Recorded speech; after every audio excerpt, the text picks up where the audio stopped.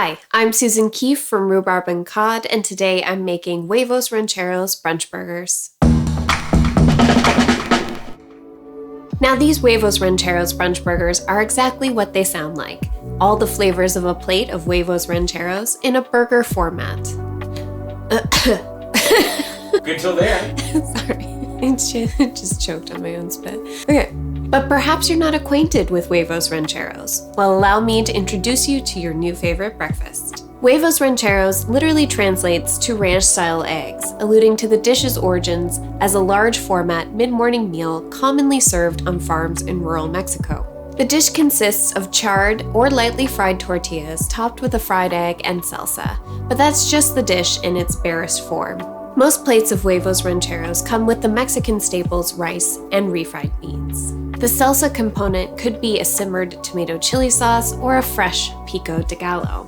Some versions come topped with avocado and/or cotija cheese, while others boast shredded Monterey Jack cheese, particularly when they lean more into the Tex-Mex territory. Basically, there's a lot of room for experimentation and self-expression when it comes to this dish. But you must have the tortilla, you must have the egg, and you must have the salsa in order to use the moniker Huevos Rancheros.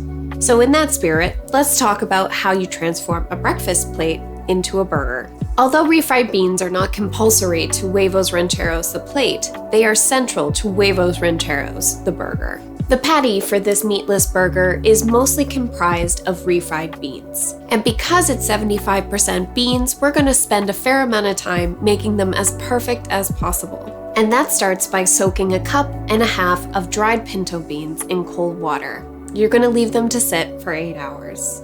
You can do this well in advance. Just soak your beans, drain them, and pop them into a resealable container and put them in the fridge.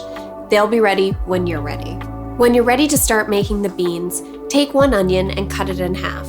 Cut one of the halves in, half, and peel it. Set the onion aside. Next, smash and peel 3 cloves of garlic. Set them aside as well. Pour the soaked beans in a large pot and cover them with at least 2 inches of cold water. Add the onion, garlic, 2 bay leaves, and 3 to 4 sprigs of oregano. Epazote is more traditional, but it is not at all ubiquitous in my neighborhood. If you can easily get it, use that instead. If not, oregano is a fine substitute. Bring the mixture up to a boil and add half a teaspoon of salt before reducing to a simmer. Let the beans cook for 1 to 2 hours or until very soft. Again, you can do this well in advance. I know what you're thinking. Why can't I just use canned beans? Well, the short answer to that is you can. But as I mentioned, these patties are mostly these beans, so it pays to develop their flavor from the get-go. Basically, once your beans are cooked, they're only going to be in the pan for 7 to 10 minutes. That's not a heck of a lot of time to pack some flavor into them. But simmering your own beans gives you a 2-hour window to infuse them with the nuances that make them great.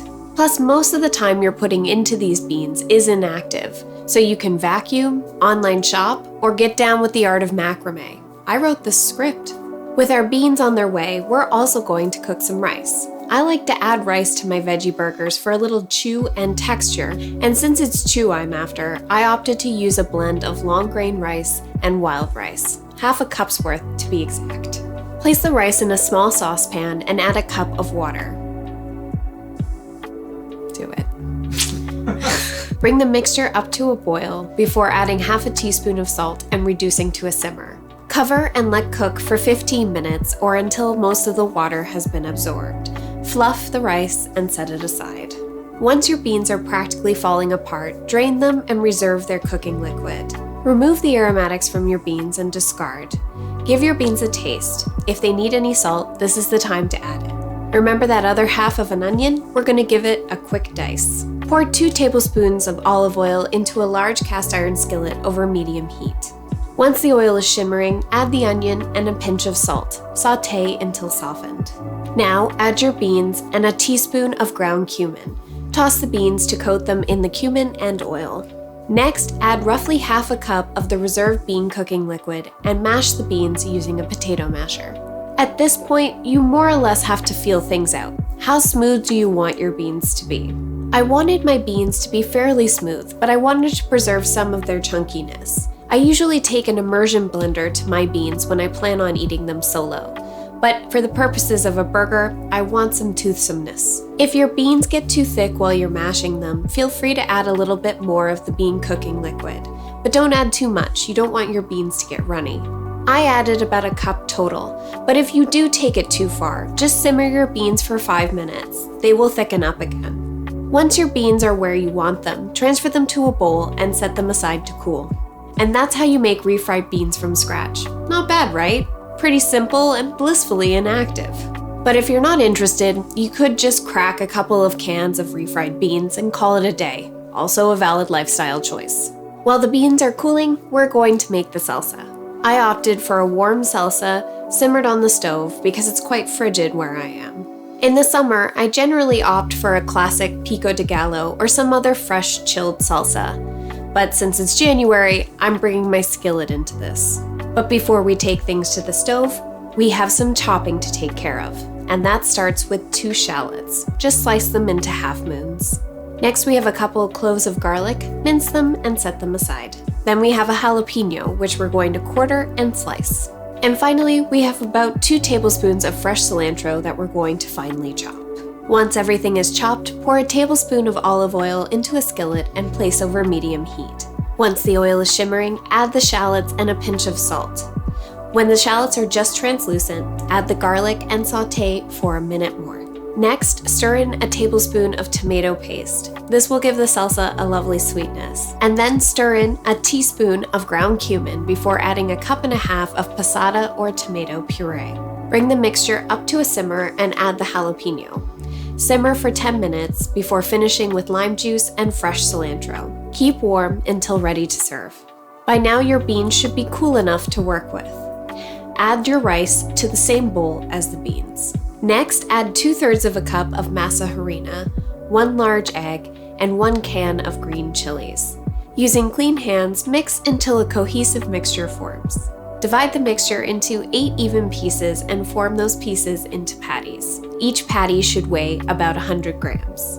If you're not planning on feeding 8 people, no worries, these patties freeze beautifully. Once your patties are formed, heat 1 inch of neutral oil in a large cast iron frying pan. Once the oil is shimmering, add the patties to the pan. Don't add more than 4 at a time. Fry the patties until golden and crispy on both sides. Transfer the burgers to a cooling rack suspended over a small baking sheet. Keep the burgers warm in a low 150-degree Fahrenheit oven. Once the burgers are done and cuddled up in the oven, it's time to fry your eggs. Now you can cook your eggs any way that you wish. You can go poached, over easy, or use an egg ring for that McMuffin experience. I decided to stay true to every plate of Huevos Rancheros I've been served and went the sunny side up route. Wipe out the skillet that you used to cook the burgers. Add another tablespoon of oil. Turn up the heat to medium-high, and once the oil is shimmering, crack in the eggs. Having your pan particularly hot when you introduce the eggs will set the egg whites quickly, which will prevent them from running all over the pan. Once the eggs are in, reduce the heat to low. Season your eggs with salt and pepper and cover. This will steam the surface of the yolks and reduce any sliminess. While your eggs are cooking, slice an avocado and a few buns. Reheat your salsa if necessary. Now I like to start my plating process before my eggs are done. That way my burger is ready for the egg the second the yolk is where I want it. Start by spooning some salsa onto the bottom bun and cover the salsa with tortilla chips. I use blue corn tortilla chips for contrast, but you can use any chips you fancy. Next comes the main event, your refried bean burger, followed by your perfectly fried egg and a final spoonful of salsa.